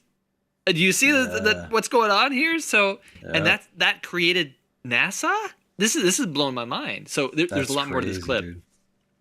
But yeah, any thoughts until we got about half the clip left? Well, this is great information for what I believe about NASA. So yeah. But by the way, I went to the Kennedy Space Center, NASA, and to meet up with Joe Jordan one time in Florida, and I was dumbfounded by how much Bible is all over the campus there. Like, they got plaques with scripture on it, and the list of astronauts with scripture on it. I mean, they are weird. Yeah, I know that's what I thought too. I thought if this place is as deep in spiritualism on the other side as I thought it was. Wow, they sure quote the Bible a lot, So it really. But that's the way deception is, though. The Vatican has a lot of Bible around, and they're straight up true. A pagan occult thing. And Masons, when you join the Freemasons, they give you a Bible. Yeah. They have an altar with a Bible right there, and it's got the Masonic compass on it. I've actually obtained 2 of those from Goodwills and things like that, but one of them had some interesting little. They're the normal Bible. I was looking to see, is there something in here that's different, but the first couple pages have kind of like a concordance or answers and questions and things like that. And they got some interesting things in there. It actually says in there, what's the shape of the earth? And it said some word I never even heard of. And it was like a rounded rectangle.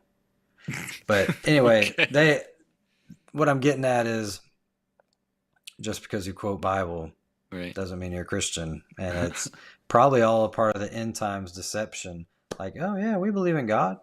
God created everything. Which God? I tell ya. Okay. Yeah. Watch this. So Tchaikovsky believed that he was actually in touch with angelic beings, and he talks about it and writes about it, and that these beings are in constant contact with us if we're able to receive their knowledge.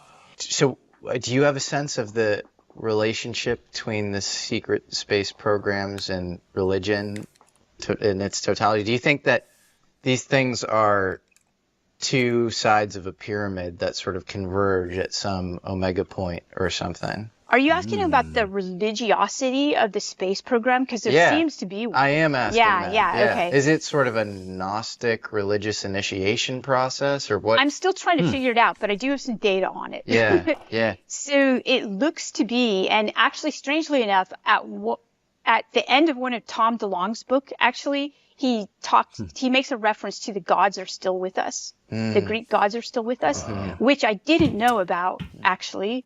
That's a direct reference to heathen deities, which we just quoted from the book Great Controversy. And so he's saying, yeah, they're still here, just like she says. So I think that's interesting. Yeah. Until about 2 weeks ago. And it was really interesting to hear, because I had just given a talk that I didn't want recorded. I went to New York City and I was giving a talk, and the name of the talk was "The Muse is Real." Okay. I went from the very first idea of muses, thousands of years ago for the Greeks, and then how they kind of, they never really go away.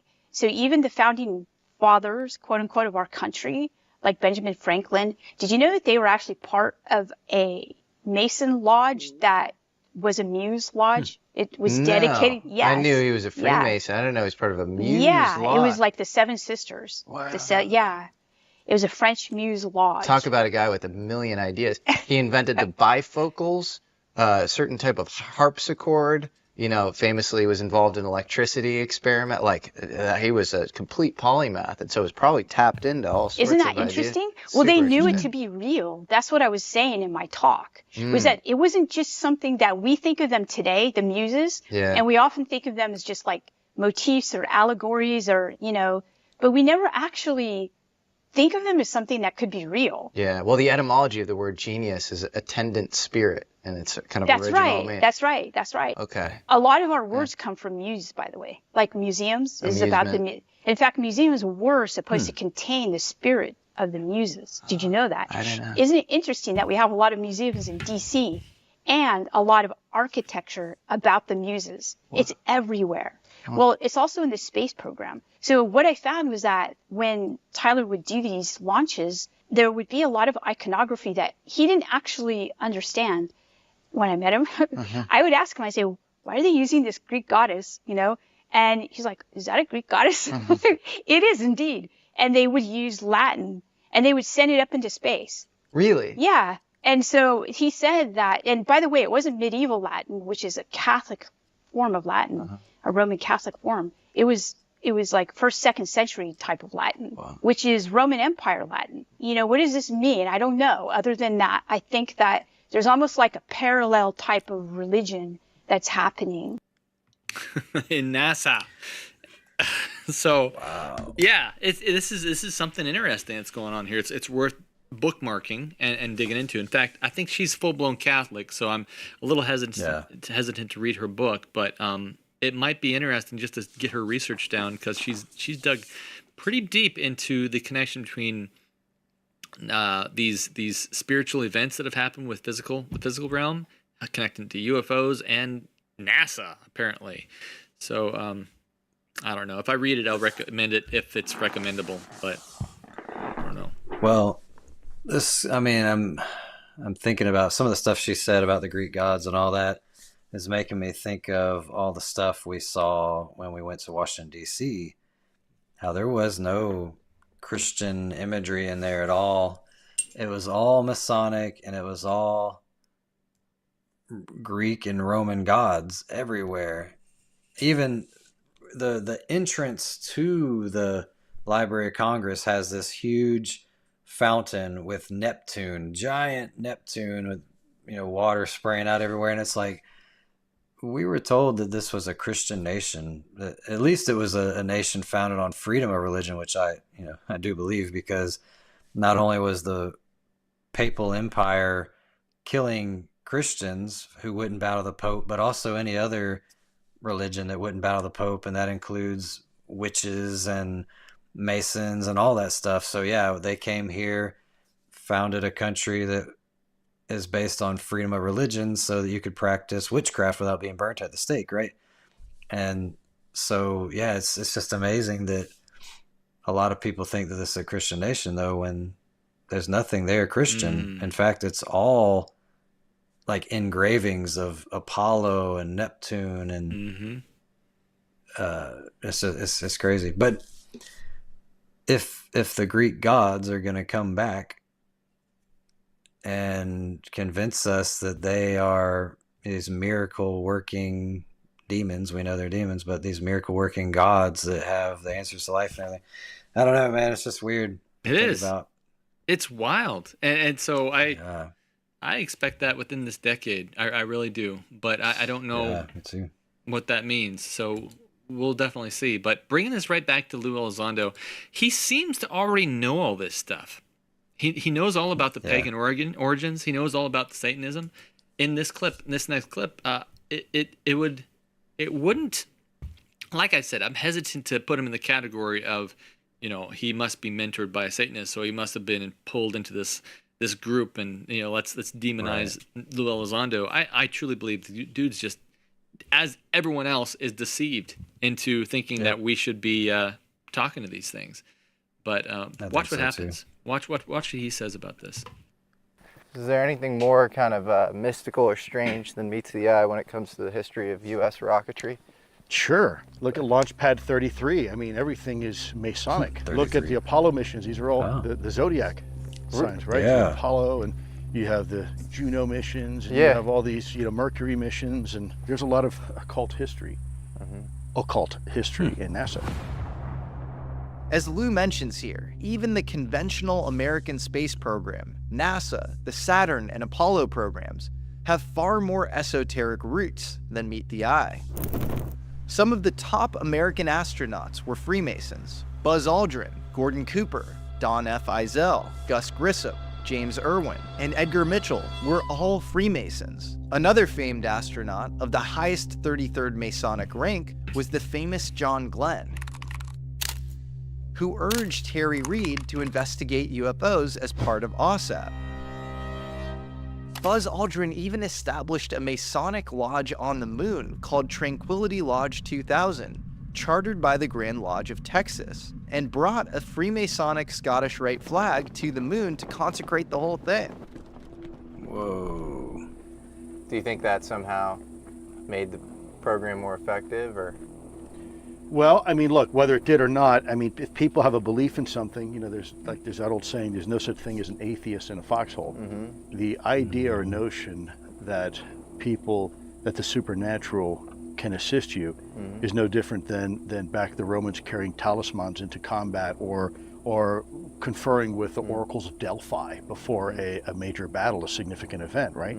And what about the start of the American space program? Jack Parsons, the godfather of American rocketry and founder of Jet Propulsion Laboratories, would often recite occultist Aleister Crowley's version of the Hymn to Pan before every rocket test. 3, 2, 1.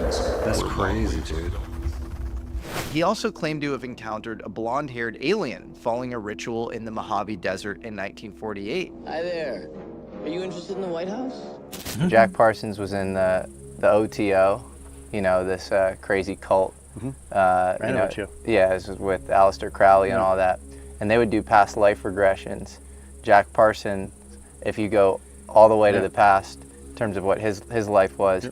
It's called sex magic. It was some of the occult aspects of OTO. Yeah. The sex magic rituals. Yeah, they did that, but his past life regression was Simon the Sorcerer.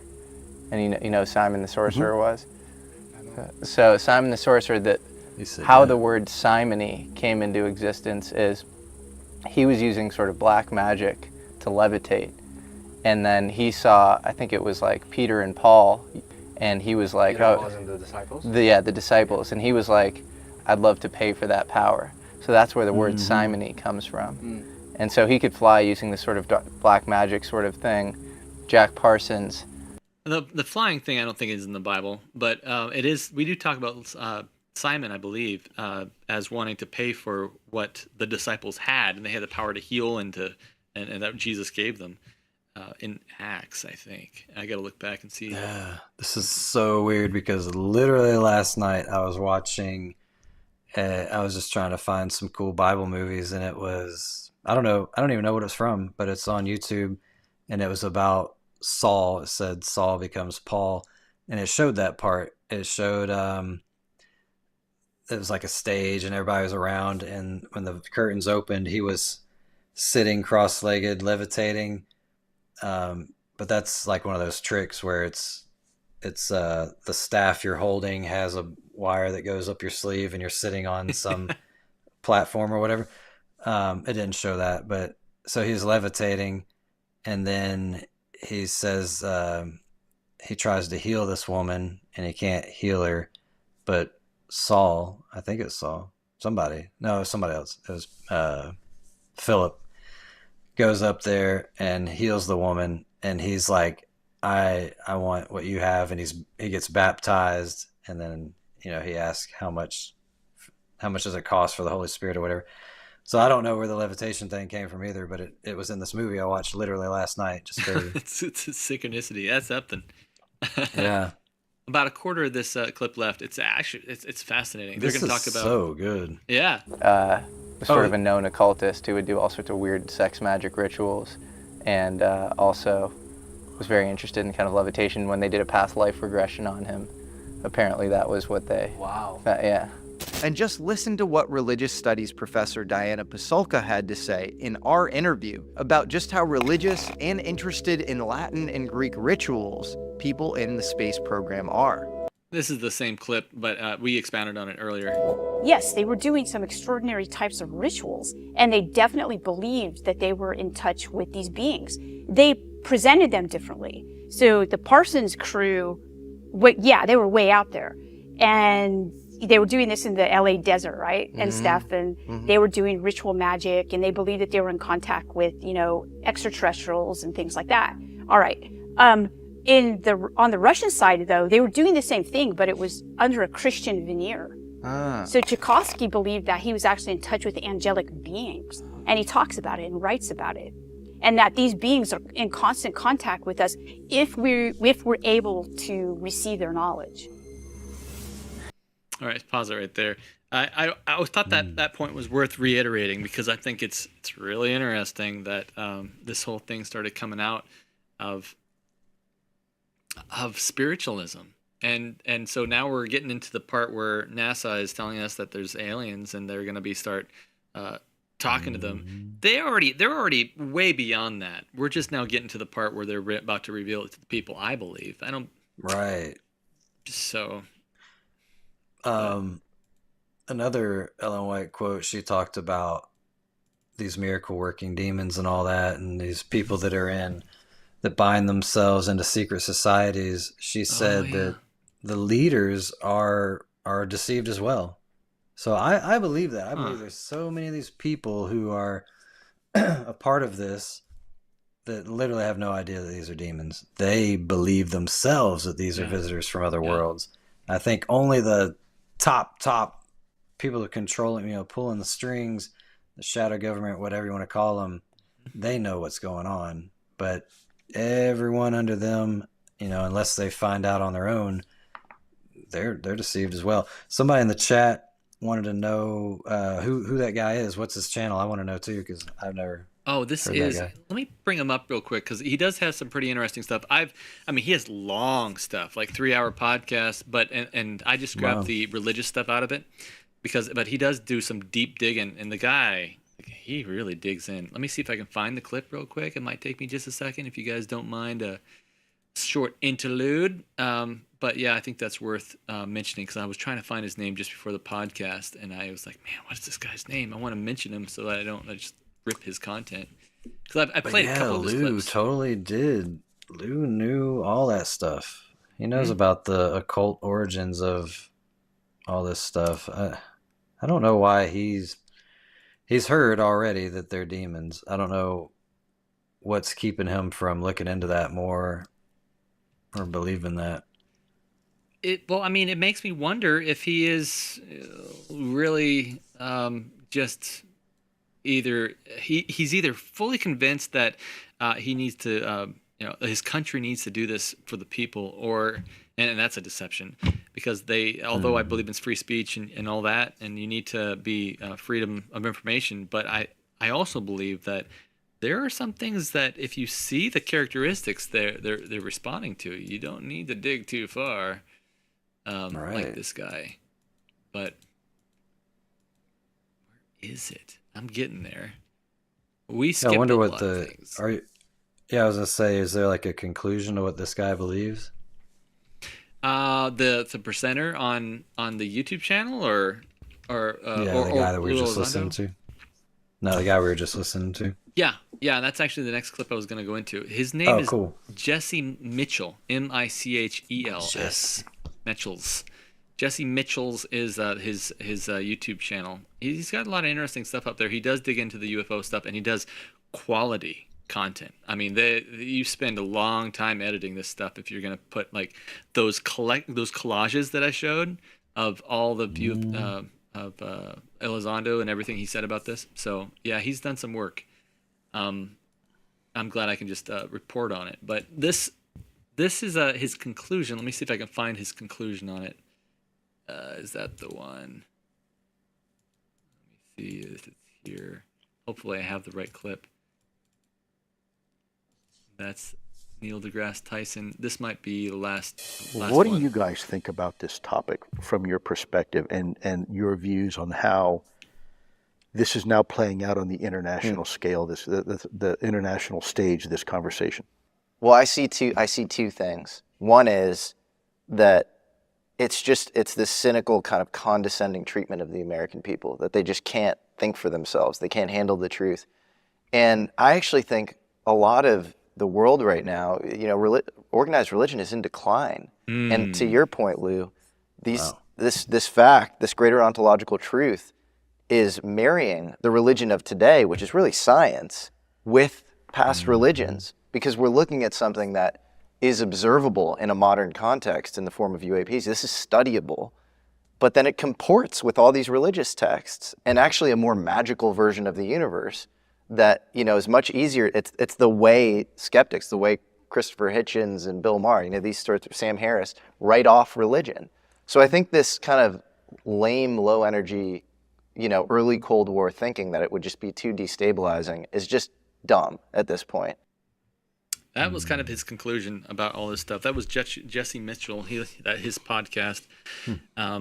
What we've taken at least 4 clips from his podcast today. So he's 100% right that there is a decline in religion, and this thing this thing is coming in without even having the heathen deities appear yet. It's coming in and taking the place of religion. And we see all the time when people get their emotions wrapped up in their group, you're going to have a clash of 2 different ideologies, Christianity and ufology, and that's who people are going to decide on in the time, which is exactly what the Bible says in Revelation 13. Clash of two groups, and there's no in between. What's crazy is our parents' generation, the majority of Americans claim to be Christian. Even if they could be smoking a cigarette, drinking a beer, and sleeping with some chick and be like, "Oh yeah, I believe in Jesus. I'm going to heaven when I die." And Andy Griffith and all these shows that had this like kind of wholesome thing. I remember that time period. Well, I remember my growing up, not my parents, but the Jesus Revolution, all this type of stuff. Most of the people claim to be Christian, whether they acted it or not, whether they had the fruit or not. Satan is so patient with this game because back then it was like, whew, okay, like maybe one, the guy in the cornfield saw a UFO and nobody knew whether to believe him or not. And then the Roswell thing, and it was like, oh, what was it, Dude, it's such a psychological warfare. It's a psychological game because it was like leaking out little things here and there. That's what got me sucked in. I was like, they're hiding the truth. I want to know the truth. I believe that this guy really saw something. It wasn't some weather balloon. It wasn't swamp gas, all that kind of stuff.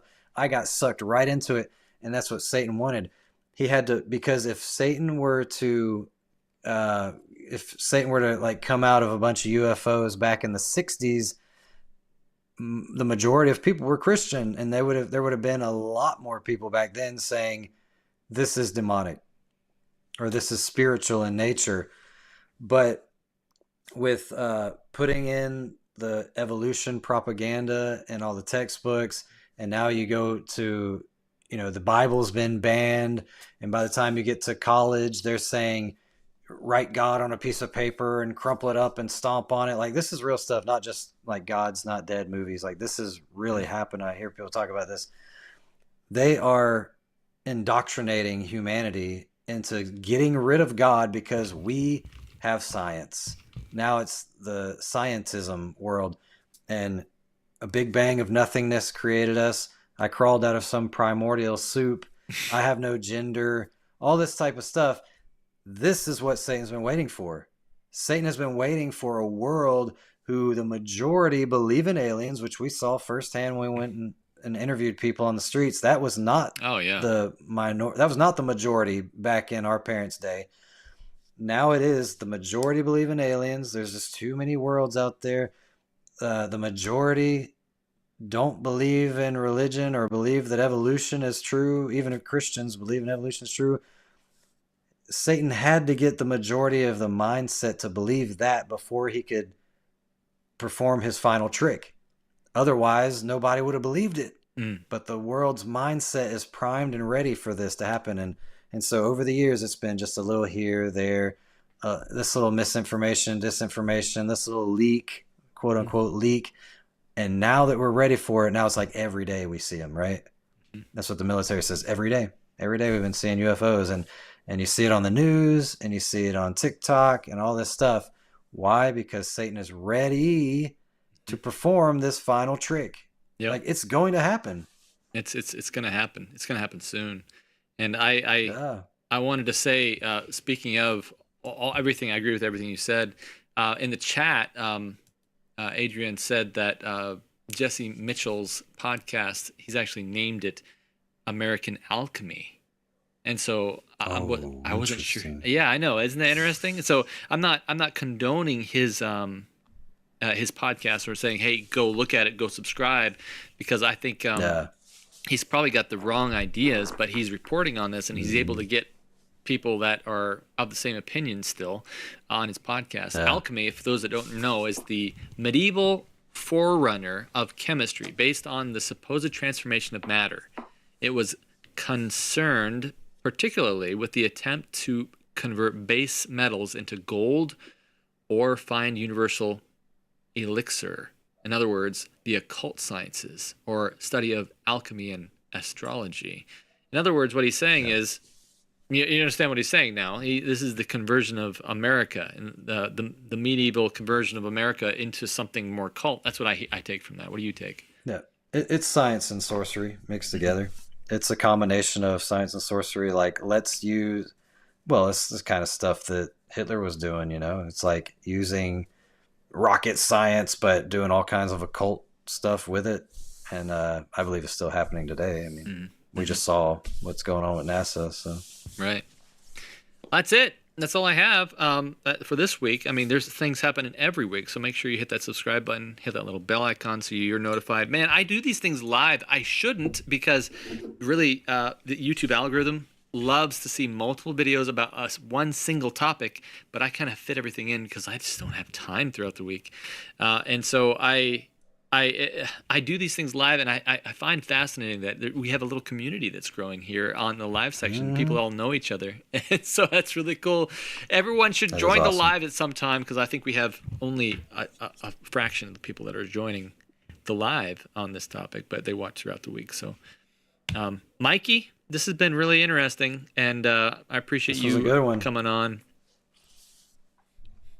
I learned a lot.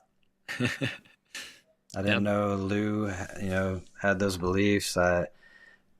This guy's channel, I didn't know, what John Kerry's saying about taking away free speech and Bill Gates and all those guys. I mean, this stuff is just happening so fast, you can't even keep up with how fast they're getting rid of our freedom. And I know that the UN a couple weekends ago signed that pact for the future that's all about everything's going to go green, which I'm not against, except that it's all controllable. When you start, everybody's car is a smart car and it's not yours and you don't own it, and it's all going to be governed by AI to make the world a safer place. We're putting our freedom in the hands of machines that have already said that they should destroy humanity and stuff. I feel like we're living in a sci-fi novel, man. It's insane. It's going to get even weirder, which is absolutely what's going to happen. So we don't just live in the biblical times. We live in this is weirder than anything I've studied. So I appreciate the company as we go down through this. And if you're interested, I'm going to put some links in the pinned comment. Go ahead and go to the map, add yourself to the map, add yourself to all the different things that we have going on. We got a lot of things happening in this channel. In fact, we have a preppers group, because we believe that there is a time that we need to prepare for, not necessarily to get weapons out, not necessarily to do some crazy storage of goods so that we can hoard, but at the same time, we need to be prepared for a time when it's going to be a little more difficult to present the gospel. And so if that's you, join us on Facebook. You can get there by the link below in the pinned comments, which will be available after the live stream. That's it, Mikey. You want to have a pray us out? Let's do it. All right. Lord Father in heaven, we thank you so much for this opportunity, this technology, to get to use it for good. This technology has been used for evil for far too long, spreading propaganda and lies. And Lord, we just thank you for the opportunity to get to share the truth and to expose some deceptions that are coming. I pray that somebody here is hearing this for the first time and their wheels are turning and they're saying, wait a minute, this is starting to make sense, and that they will start to have a change of heart about aliens and the things that are coming, and to really surrender their lives and their hearts to you, to pick up a Bible and study for themselves to find out what you've given us. You've given us prophecy. You've given us the answers so that we will not be deceived in these last days. Lord, help us to be ready for your soon return. I believe you're coming soon. Help us to be ready. Help us to get our family and friends ready. Help us to have more opportunities to share this in churches and other platforms. Lord, make a way so that this message can go far and wide. I thank you for all the people that are here. I thank you for the community that's growing. And Lord, just help us to be the best witnesses for you that we can be through our actions. Help us to be living reflections of you. And thank you for dying for us so that we can have eternal life. And I long to see you coming in those clouds, and so that we live in a world with no more pain, no more sorrow, most of all, no more deception. Amen. In Jesus' name, amen. Amen. All right, long show. Hang out for me just for a second, Mikey, and I'll be right back. Folks, thank you for joining us tonight. Again, if you want to support us, we appreciate it. Patreon.com/strangenormal, and we'll see you next time. My name is Bradley, and this has been Pure Strangeness and Absolute Normalcy. Strange Normal. We'll see you next time.